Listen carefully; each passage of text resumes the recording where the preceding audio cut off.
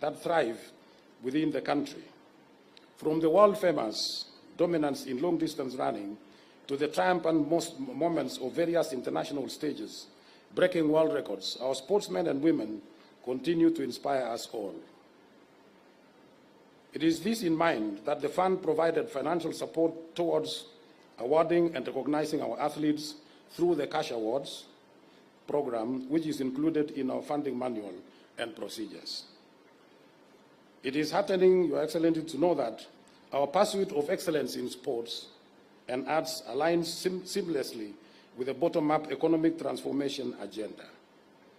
The power of sports and arts to drive economic growth, foster community development, and promote unity cannot be overstated.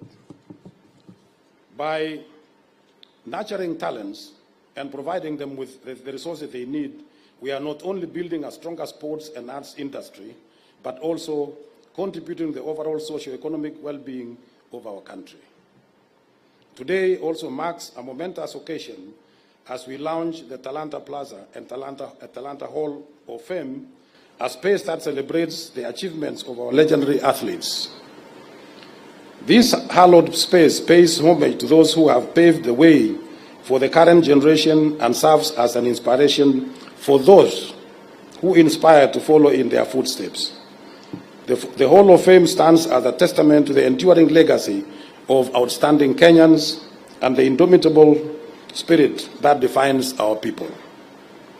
In conclusion, Your Excellency, I wish to reiterate that the fund is committed towards supporting projects and programs that are in line with the mandate through effective and efficient funding.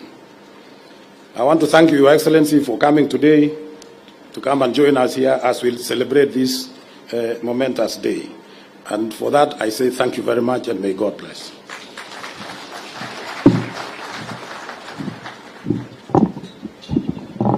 Asante sana mwenyekiti wetu Lieutenant Jenerali mstaafu Jackson Tuwei. Kwa ruhusa yako Mheshimiwa Rais, nikubalie sasa nimwalike gavana wa jimbo la Wajir ambaye ni makamu wa mwenyekiti wa baraza la magavana ili naye azungumze nasi kwa kifupi. Welcome sir.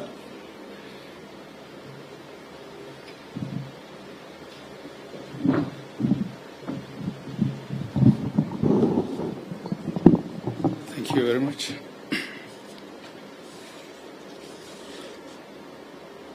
Your Excellency, the President of the Republic of Kenya and the Commander-in-Chief of the Kenya Defence Forces, Dr. William Samoei Ruto, the Cabinet Secretary for Youth, Sports and the Arts, the Honorable Ababu Namwamba,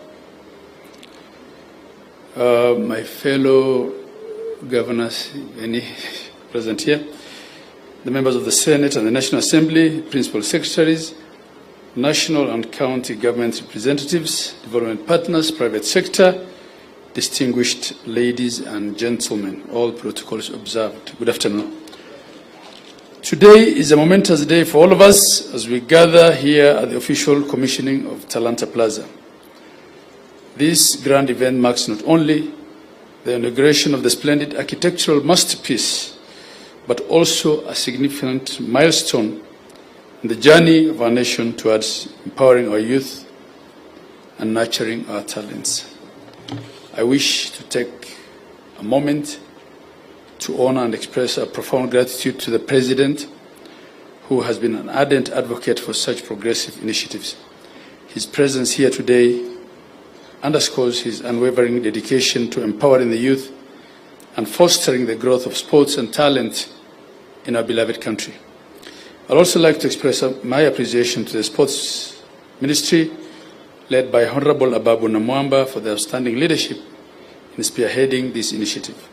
In the same breath, allow me to acknowledge the presence of representatives of the Council of Governors who have joined us today together with their county delegations.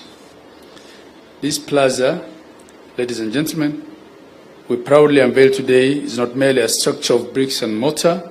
It's a symbol of our commitment to the future of our youth and the promotion of talent in our great nation. It's a place where dreams will be nurtured, where champions of tomorrow will be born, and where the spirit of sportsmanship and creativity will thrive. Ladies and gentlemen, it will be remiss of me not to acknowledge the continued collaboration between the counties and the national government in the implementation of initiatives in sports, youth and arts sector. The collaborative partnership has been nothing short of exemplary. One outstanding example is the recently concluded inter-county football tournament, which is an integral part of the Talanta Hela initiative. The tournament saw county teams competing against each other, showcasing the incredible talent that lies within every corner of our country. It has not only celebrated our rich sporting culture, but also demonstrated the immense potential that lies within our counties. Ladies and gentlemen, as we mark this moment, I would also like to celebrate in a very special way our athletes that recently made a mark on the international stage at the Budapest World Championships. Our athletes represented our nation with honor and distinction, bringing home accolades and making us proud. Today, we have the privilege of receiving and awarding these remarkable athletes for their dedication and excellence. During the just concluded devolution conference, Your Excellency, that was held in Uasin Gishu County, the Council erected a wall of fame, which was officially unveiled by yourself, Your Excellency, as a tribute to the exceptional athletes in the country, including veteran athletes, retired athletes, and active ones. This gesture not only paid homage to these athletes, but also underscored the Council's unwavering dedication to supporting them. In this light, we emphasize the importance of supporting our athletes and our continuous nurturing of talent. These individuals are not only worthy of our praise, they are our pride and also our future. Investing in their development is investing in the prosperity of our nation. Additionally, one of the key resolutions of the youth breakaway sessions during the just concluded devolution conference was the need to allocate resources towards the enhancement of infrastructural capabilities aimed at fostering effective talent development. We therefore must continue to foster collaboration between both levels of government, development partners, and the private sector. Together, we can achieve far more than we can individually. This synergy will enable us to provide our youth with the resources, opportunities, and platforms that they need to excel in sports and showcase their diverse talents to the world. Your Excellency, ladies and gentlemen, as I conclude, may the Talanta Plaza stand as a beacon of hope and inspiration to all. May it be a testament for what we can achieve when we work together with a shared vision for a better future. Thank you, and may our great nation continue to flourish. Asanteni sana. Your Excellency, our Council of Governors Chair is out of town, and she passes her regards to you and to everyone who is here. Asante sana.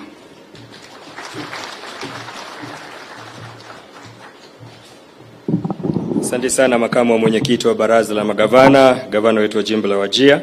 Kwa ruhusa yako Mheshimiwa Rais, nikubalia sasa nimwalike waziri wetu katika wizara ya masuala ya vijana, sanaa na spoti azungumze. Kuna jambo atakalofanya kisha kualike ili uweze kutuzungumzia. Karibu waziri.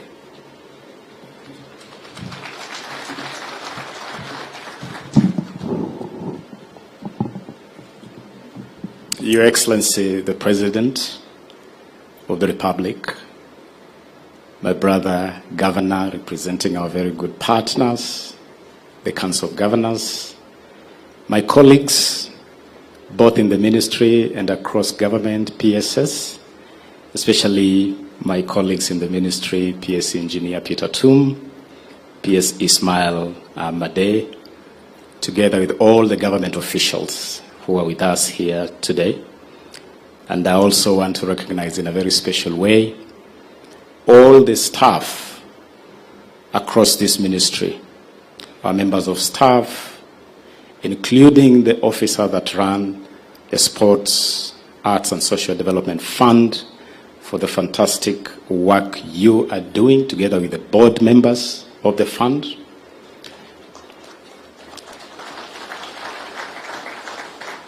Our frontline partners, the federations, and I can see a very impressive constellation of leadership of our various federations. I want to acknowledge the National Olympics Committee of Kenya, led by this legend in his own right, Dr. Paul Targat.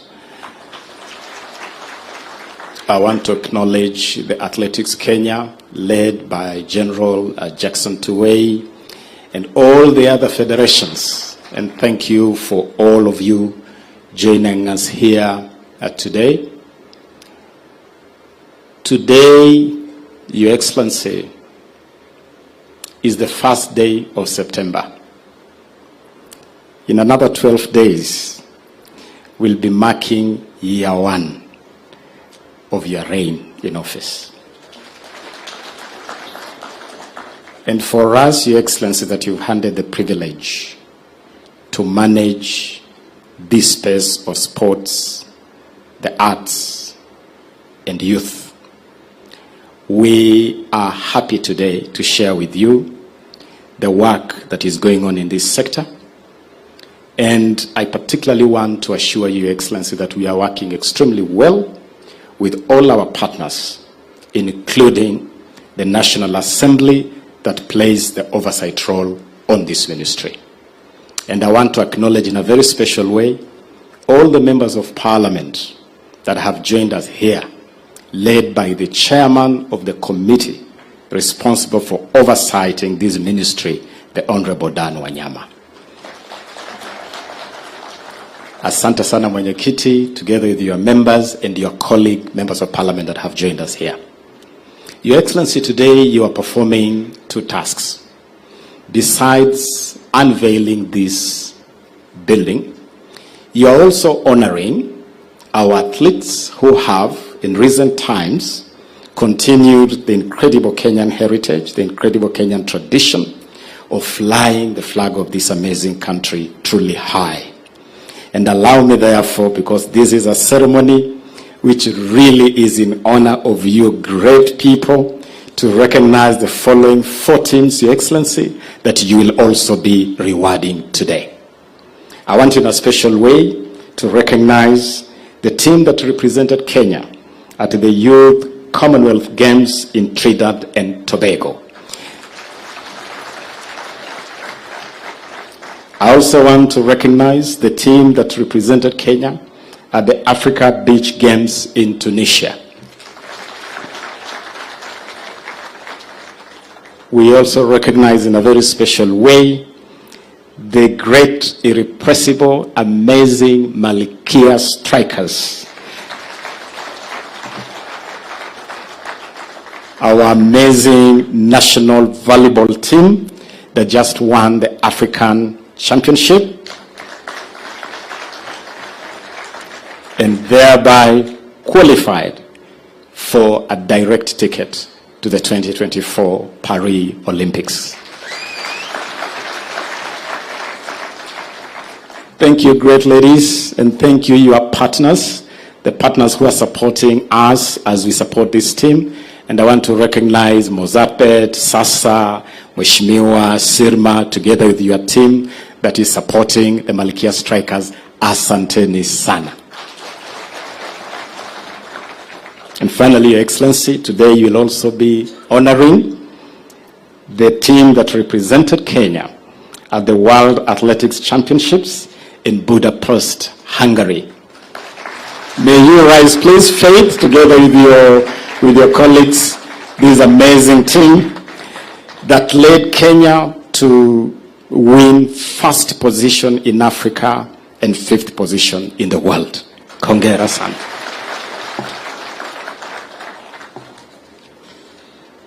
Your Excellency, in our midst, we also have 1 young man that we have invited here to represent the incredible program which you launched at State House, the Talanta Hela initiative. And at the heart of Talanta Hela is the identification, nurturing, and monetization of talents.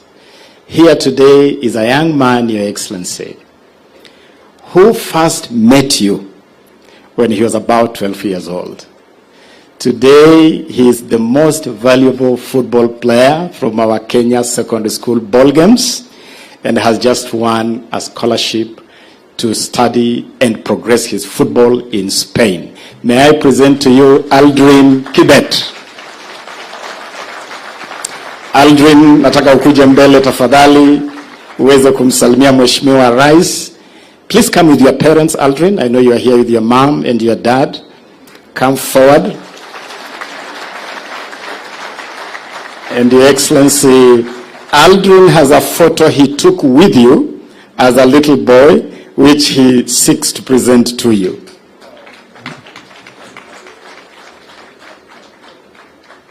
Those are Aldrin's parents.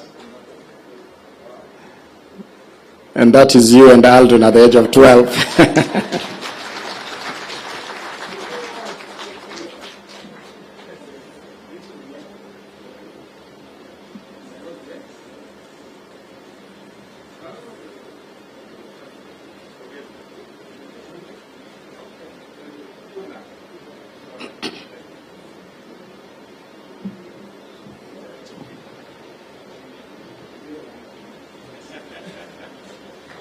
Your Excellency, the media requests for you to take a photo with Aldrin facing the other side. Your Excellency, with your permission. The parents can join you.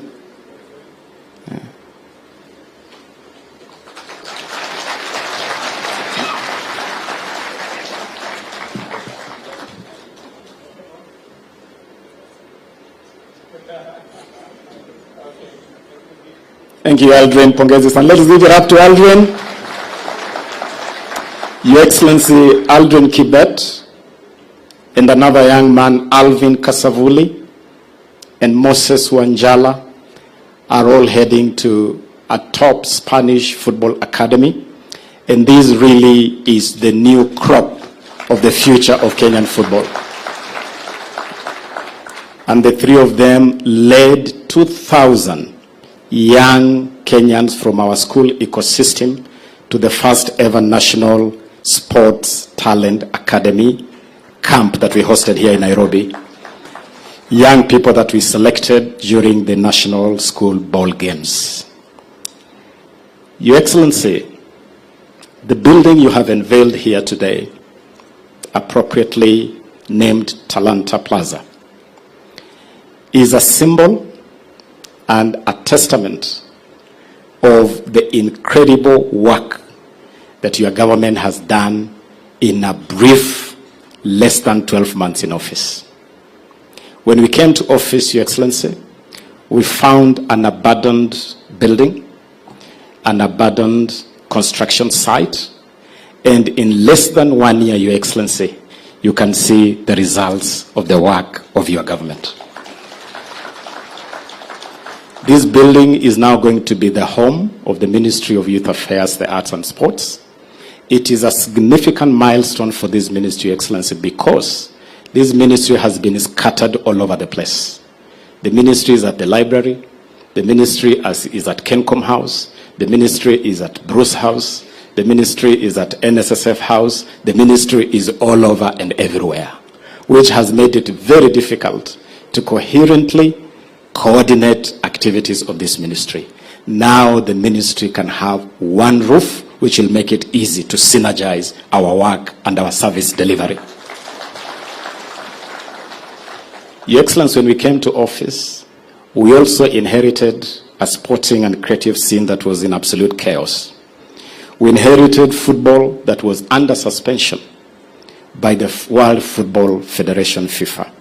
And Your Excellency, with your guidance, we moved with haste to engage the FIFA President Gianni Infantino, and today Kenya is back in the international footballing field.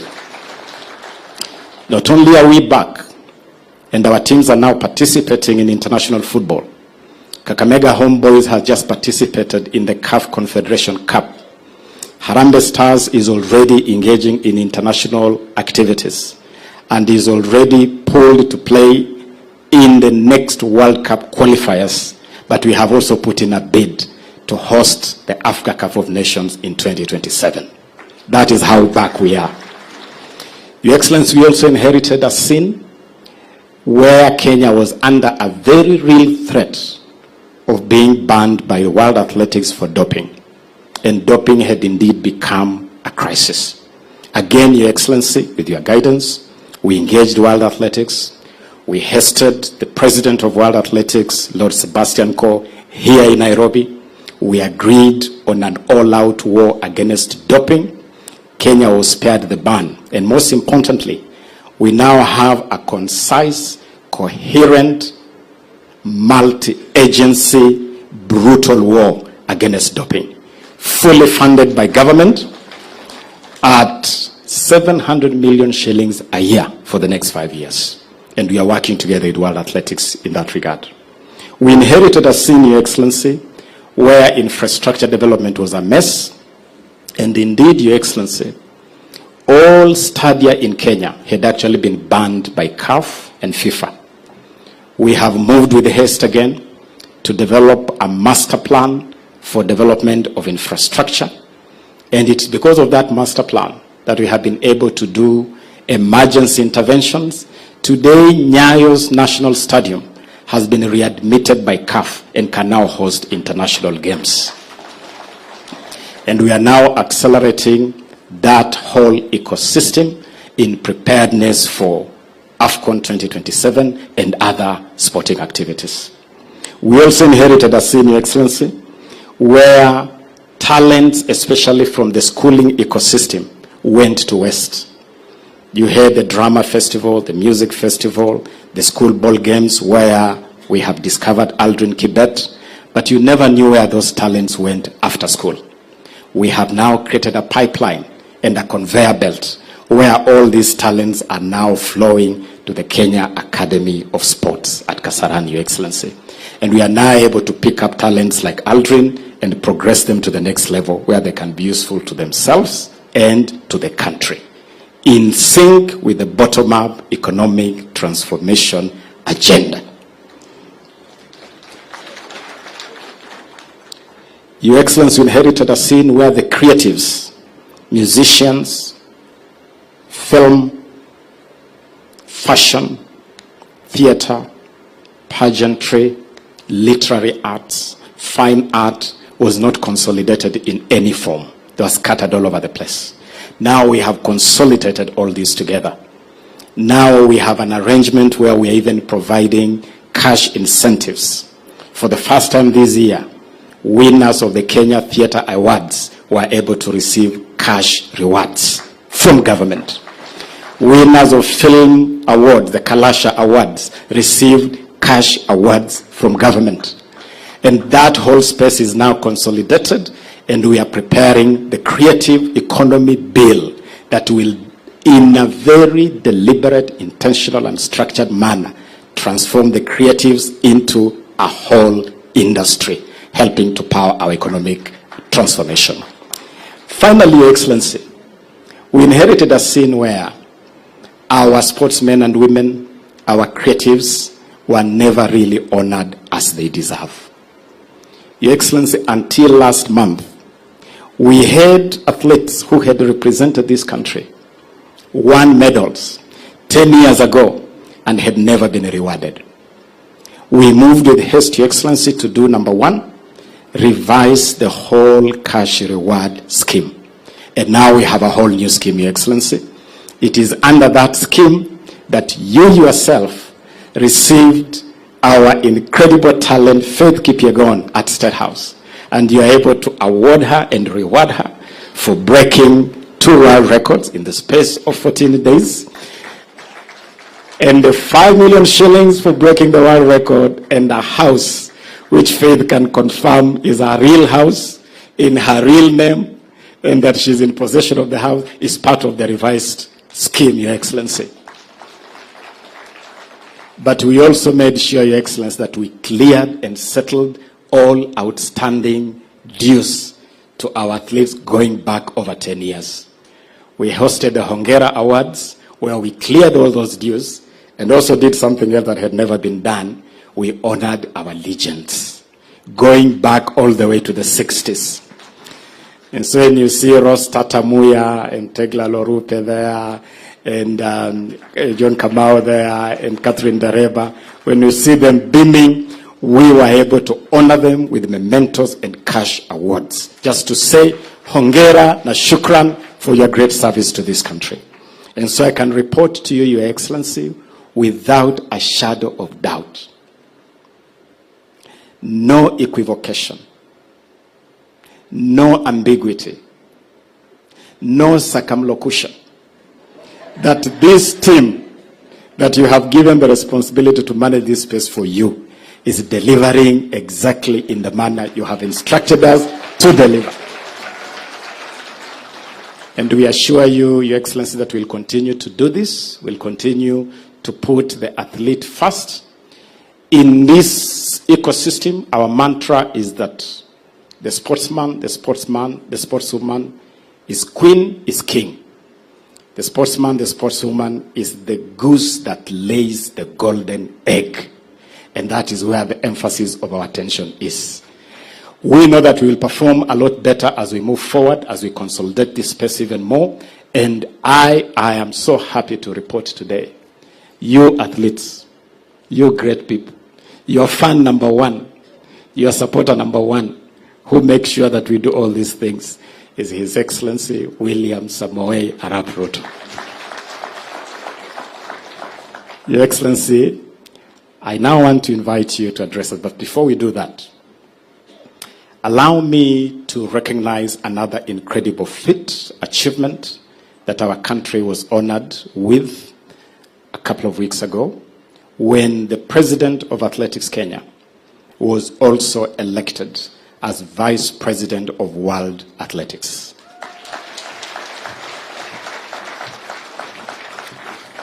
And Your Excellency, the ministry wishes to recognize General for not just being a general in real terms, but also being a leader whose credentials continue to guide our athletics here, but he has now taken this leadership to the international level.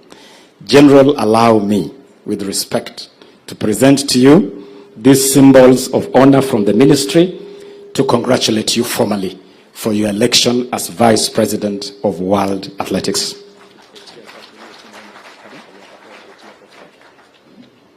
Actually, General, boss atakusote tu hapo chini.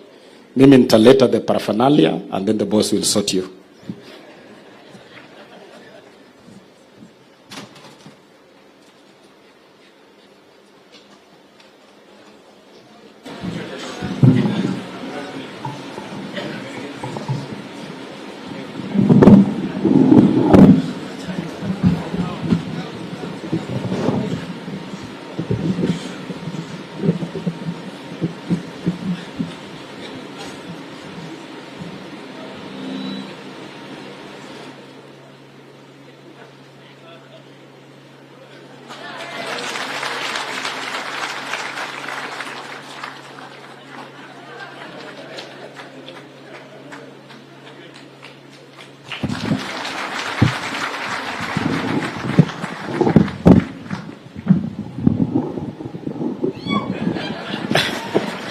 Makofi to the General once again. And Your Excellency, as I invite you, allow me just to conclude by really celebrating the partners we work with. We work very closely with myriad foreign missions, embassies. And I want to thank the Ambassador of the People's Republic of China, a good friend of this ministry and of government. The other day he brought his minister, my counterpart. We signed an agreement between Kenya and China to develop film together. Asante sana balozi. I also want to recognize our partners from France. We have another MOU with the French embassy, and again, we are progressing that MOU. We have another embassy with Cuba. We have an MOU with Trinidad and Tobago. We have a co-production agreement with the Republic of South Africa. All these are countries we are working with closely to develop this sector. And finally, our corporate partners, KCB, Sifao Motors, Toyota Kenya, all of you tunasema shukran na tutaendelea kufanya kazi pamoja. Ladies and gentlemen, it's now my honor and privilege to ask us to rise and welcome His Excellency the President to address us. Karibu sana Mheshimiwa Rais.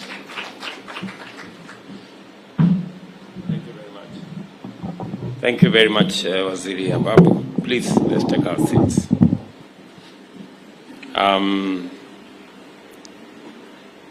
Let me also take this opportunity in a very special way to congratulate our President of the Athletics Kenya and now Vice President of World Athletics, General Tuwei. Tafadhali tumpigie makofi tena. Congratulations. That's really quite something.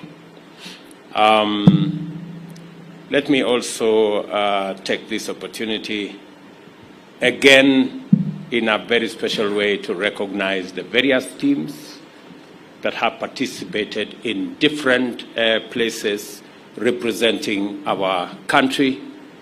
Congratulations, the teams.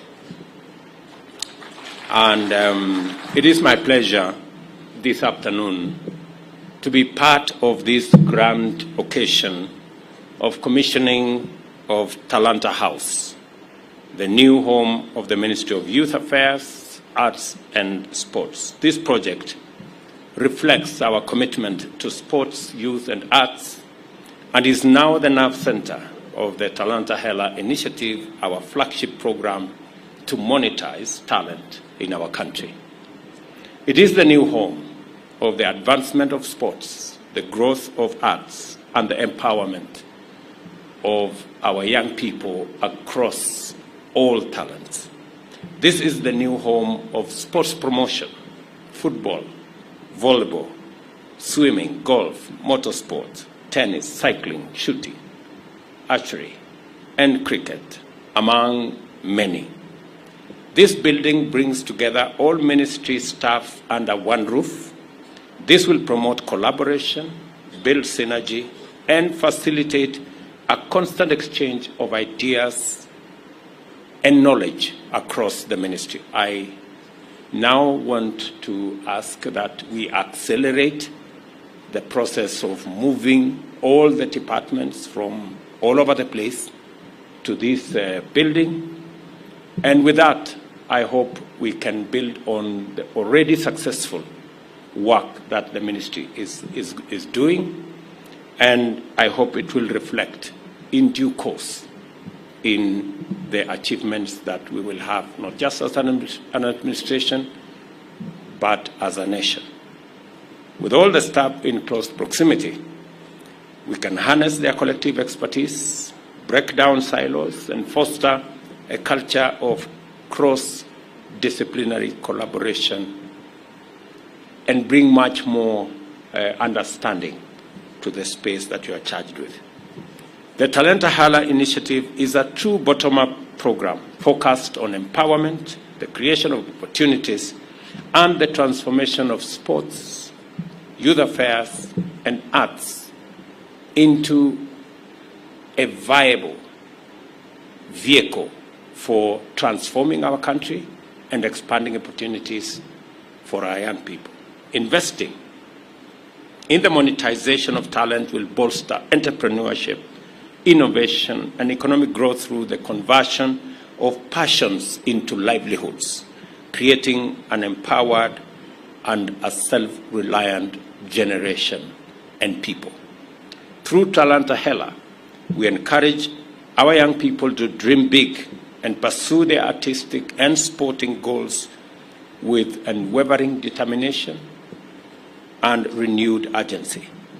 The government is committed to providing the infrastructure that will return international football to Kenya in a very significant and intentional way. We are prioritizing the completion and upgrading of stalled old facilities in optimal utility areas and high potential talent zones. I know we are all aware of the debate in Kenya about the stadium and the stadia. Many people all the time reminded me about the stadia. and how they were not complete. We now have the opportunity to prove the metal that we are made of by making sure that we complete all that stadia. That is why I asked CS Sababu to have a master plan on not just completing what we have, but also making sure that we expand opportunities to other areas. And not just that, making sure that all the stadia that we built meet international standards and can be accredited for any international sport. We are at this moment upgrading the Moi International Sports Center, Kasarani, Nyayo National Stadium, and the Kipchoge Keino Stadium in Eldoret. These works will boost our bid to co-host the 2027 Africa Cup of Nations with Tanzania and Uganda. The ministry is also charged with the crucial mandate of youth development as indicated in the Executive Order Number 1 of 9th January 2023. This morning, a few hours ago, I signed into law the Climate Summit and the Climate Council, and that mainstreams the participation of youth in the challenge of climate change. And I expect the ministry responsible for youth to give us the young people who will drive the opportunities that exist even as we tackle the challenge of climate change. Today, 30% of Kenya's population is between the age of 18 and 35. We must invest in these young people to bring the best out of them so that their dynamism, capacity for innovation and talent can contribute to the transformation of our nation and can open up many opportunities for them to participate in the development of our country. We are committed to investing in and developing the talent and innovativeness of our youth as we consider them integral to the creative economy pillar of our bottom-up economic transformation agenda and essential to the entire plan, not just about the young people. The creative industry can significantly add value to Kenya's exports, such as fashion, leather products, craft industries, among others. And just so that you know that we are looking into that space, if you interrogate the incentives and the interventions that we are provided in our Finance Act that now we are implementing, there is a whole space around leather and the leather industry and making sure that we use the resources that are available to us. Kenya being the country that has the third largest herd of livestock, that leather becomes part and parcel of our exports in finished product form. And our young people are invited to opportunities in that space, and I hope the ministry will work with the other departments of government to make sure that these opportunities are not lost. Further, we will mainstream the creative economy into Brand Kenya and our commercial diplomacy, including appointing accomplished Kenyan artists and creative sector personalities as cultural ambassadors.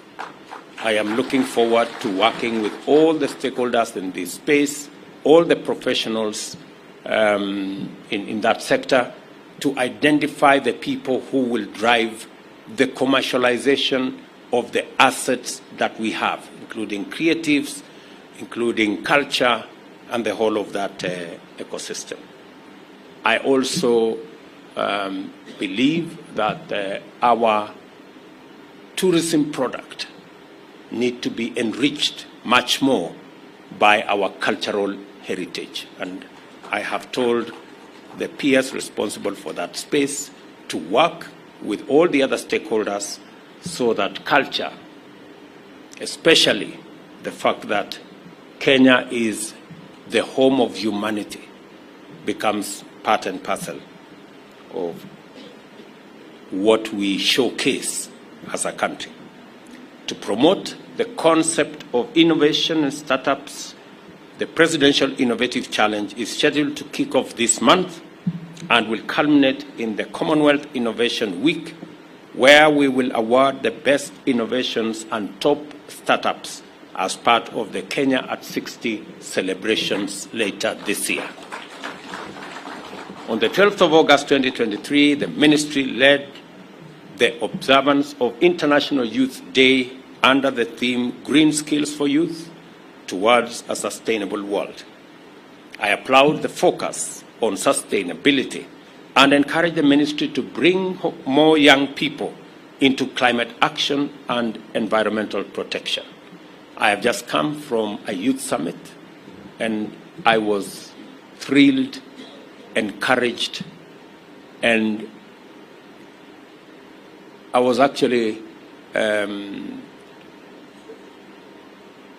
wonderfully, in a very informed way, challenged by what the young people of Kenya, the passion, the commitment, the creativity and innovation around what they are doing to deal with the challenge of climate change, but to also, on the flip side, explore the opportunities that come with the solutions that are proposed for climate change.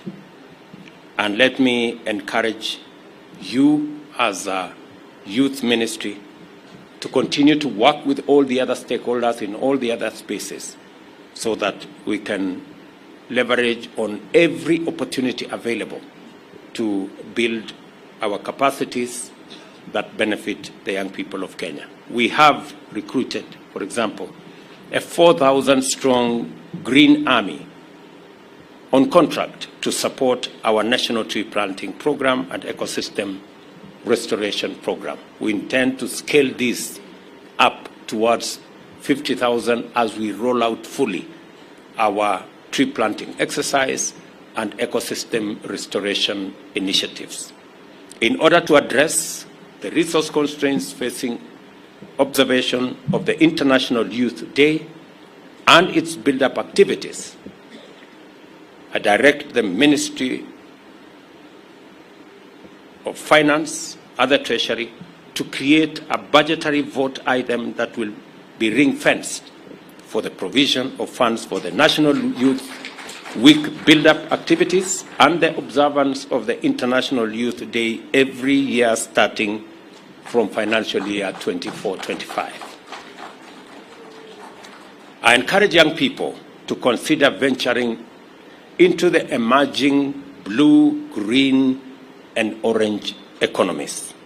To enable them to take advantage of these sectors, I urge the various affirmative action funds, the Hustler Fund, Youth Enterprise Fund, Women Enterprise Fund, Uwezo Fund, and the National Government Affirmative Action Fund to develop tailor-made facilities targeting youth in blue, green, and orange economy spaces.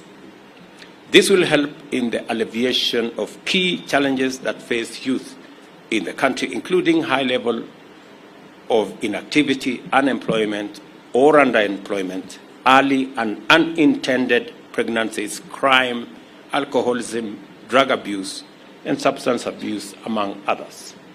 That whole space where there is huge challenges facing our young people, we can flip it and turn it into bigger opportunities for them if we tailor-made some of the interventions in the various funds that we have, in the various government initiatives, to be able to create opportunities for young people. And that is why we are deliberate, we are intentional about a plan to create jobs in Kenya.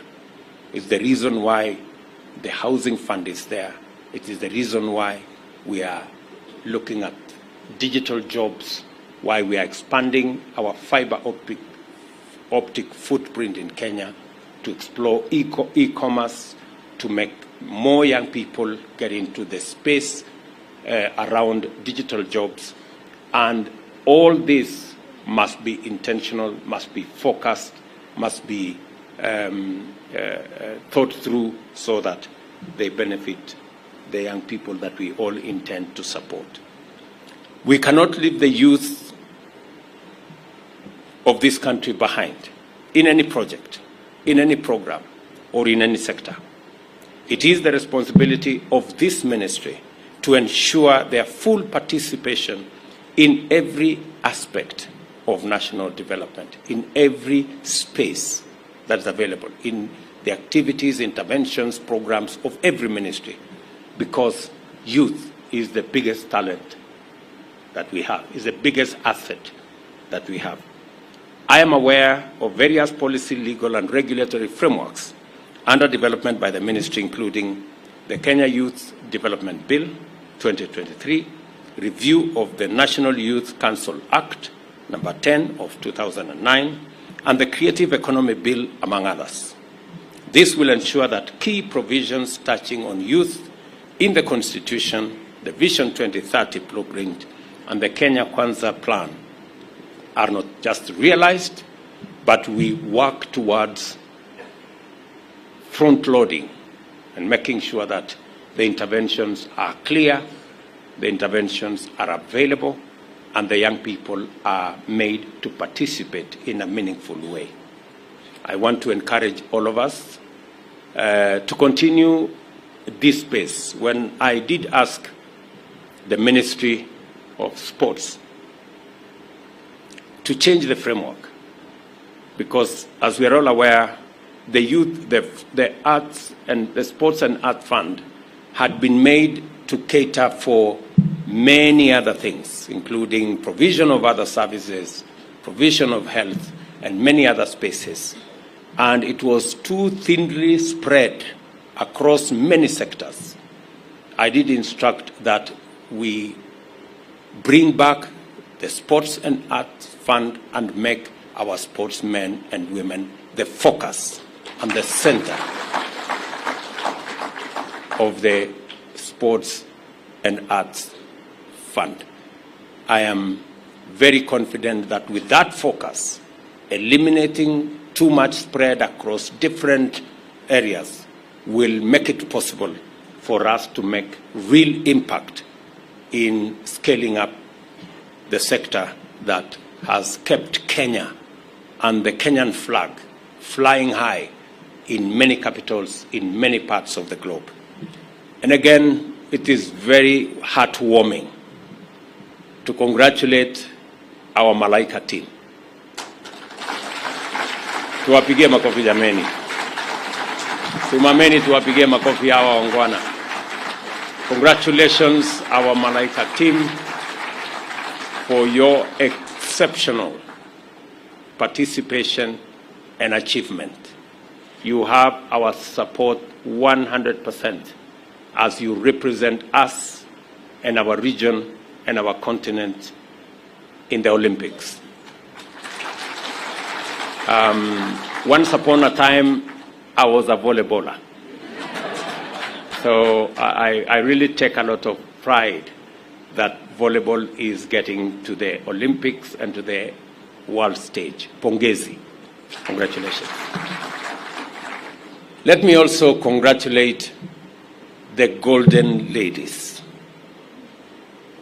Mary Mora here and Faith Kipyegon.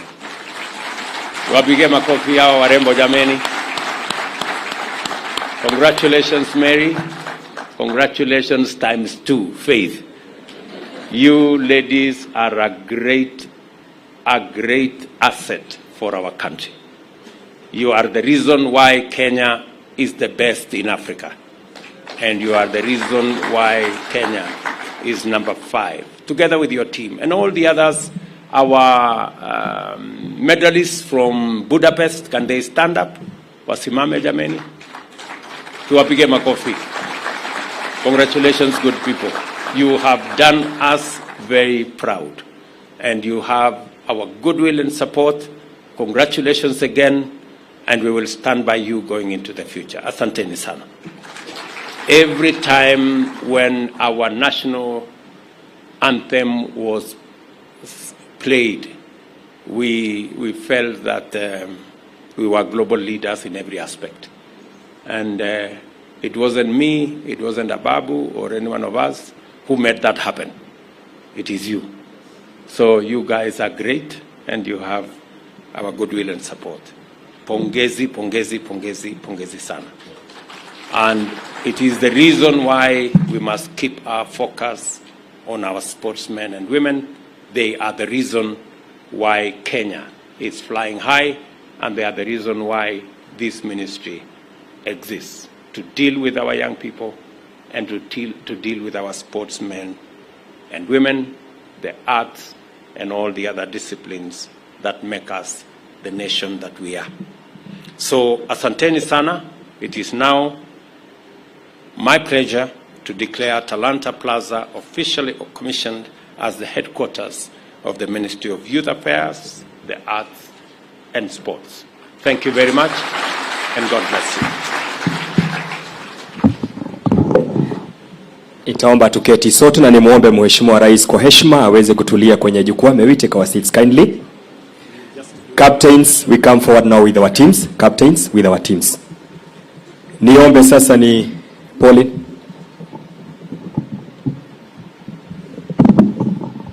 We have the four groups which I mentioned.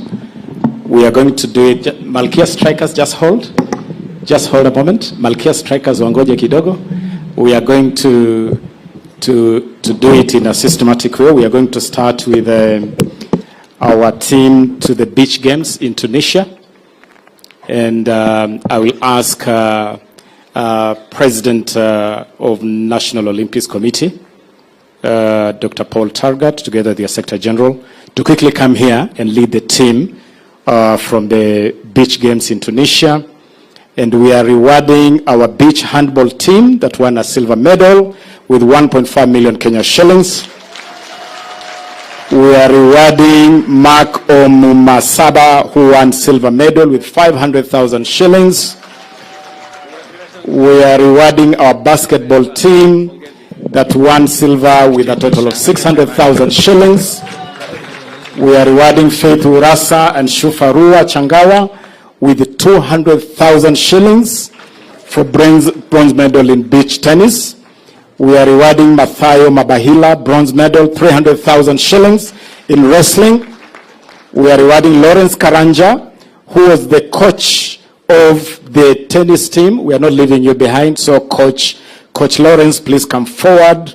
Coach Linus Washoka of beach wrestling, please come forward. And Felix Ochido, the technical official.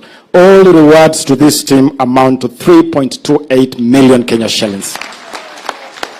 Let us have the check for the beach games quickly. The dummy check is consolidated and will be presented to the captain of the team. Captain is right by your side, Your Excellency.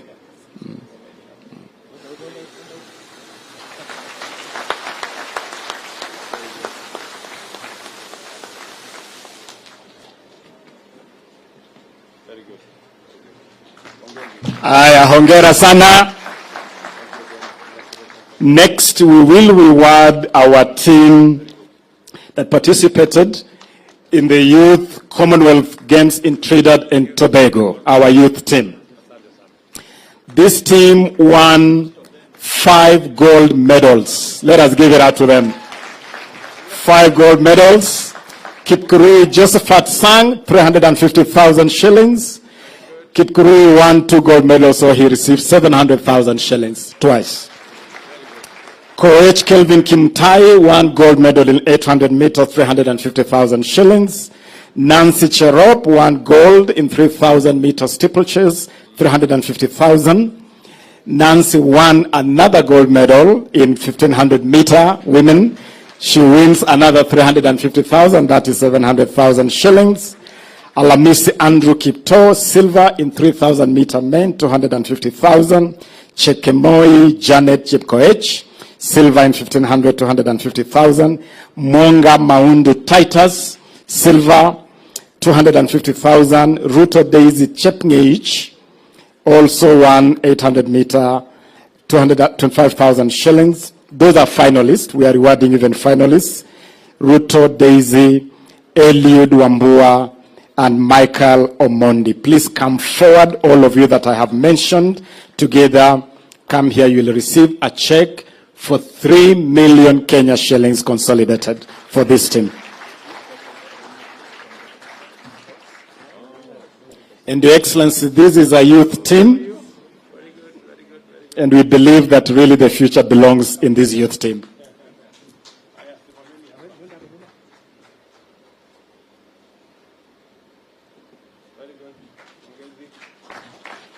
Hongera kwenu.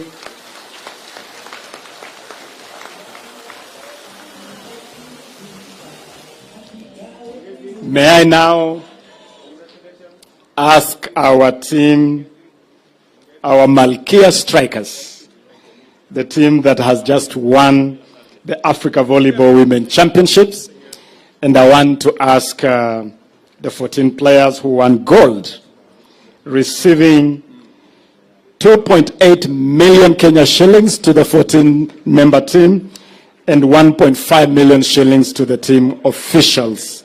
May I ask you, Sasa, together with Mheshimiwa Musa Sirma, to join the Malkia Strikers as they receive their check for 4,450,000 shillings to recognize their sterling performance. Musa, please come up.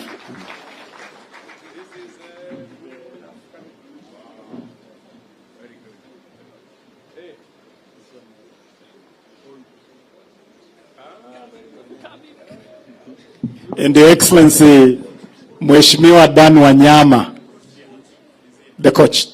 The coach is coming. Coach Bitok is here. Coach, please join the team. Mheshimiwa Dan Wanyama is a brilliant volleyball player in his own right. So he's a legend of this game. Yes, and that is the coach. Yes. Hongera sana.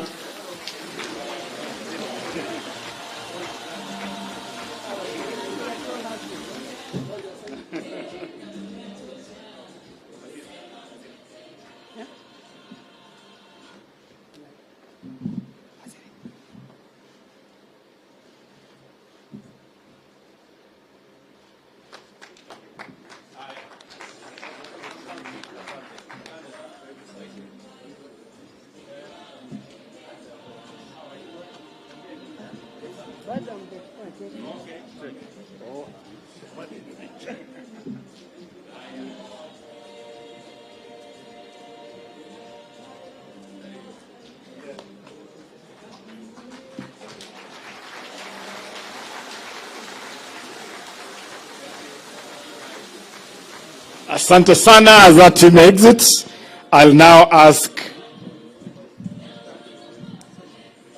our team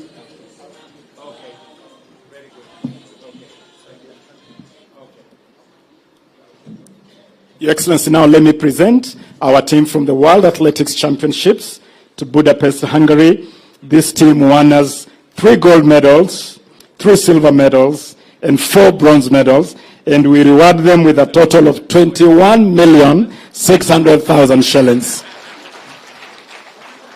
We have Faith Kipyegon, who won 2 gold medals, receives 4 million Kenya shillings. Mary Morao receives 2 million Kenya shillings. Emmanuel Wanyonyi, Beatrice Chepkoech, Daniel Simiyu. For silver medals, they win